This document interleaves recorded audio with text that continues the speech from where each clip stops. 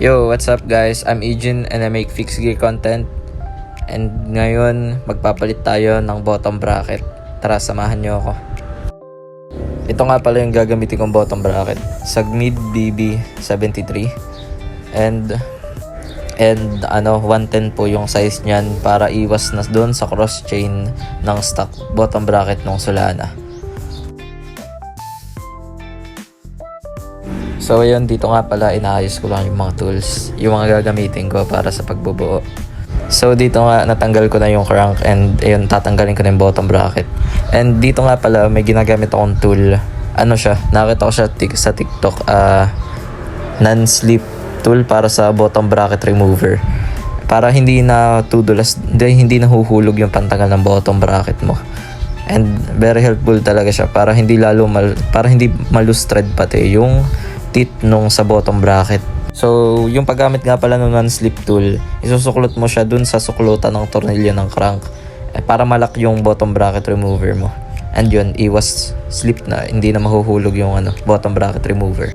And dito, sinusubukan ko lang natanggalin and napakaganit guys. Tingnan mo naman hindi ko talaga kayang hindi siya nabigay. So yun, kung ano na ginawa ko dun, tinapakan ko na, basta pilit na pilit yan. And nung nahirapan ako, inisip ko doon na lang sa left side muna yung tanggalin ko. And nung doon ko naman trinay, ayun, doon siya natanggal, mas maluwag siya. Tapos yan, natanggal na yung unang side ng bottom bracket. Yun namang sa right side na lang, hindi ko pa natatanggal. And doon, di ko na video doon dahil grabe, napakaganit nung sa right side. Tapos yan, dito nga natanggal ko na parehas. And lilinisin ko na lang. Tingnan nyo naman may mga kalakalawang na. And dito, linilinisan ko lang muna bago ko ilagay yung bagong bottom bracket. So yun, dito lalagay ko na yung bagong bottom bracket. Linagyan ko siya ng konting grasa bago ko siya ilagay. And dito, gamit ko ulit yung non-slip tool saka yung bottom bracket remover. Yan, ilagay ko na nga dito yung Sagmid bottom bracket. And tingnan nyo naman, ayos na.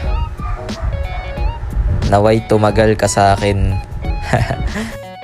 And yun, pagkatapos nyan, kakabit ko na lang uli yung crank. And yun, daling-dali ang bottom bracket natin. So yan nga pala yung final result ng paglalagay natin ng bottom bracket. And thank you kung nanood ka hanggang huli. And please like, follow, and share. Pinopost ko rin to sa TikTok. And may part 2 pa to dahil ikakabit ko pa yung binili kong bagong gulong dun sa rear wheel. And yeah, hintayin nyo na lang yung part 2. So yun lang guys, ride safe always and babush!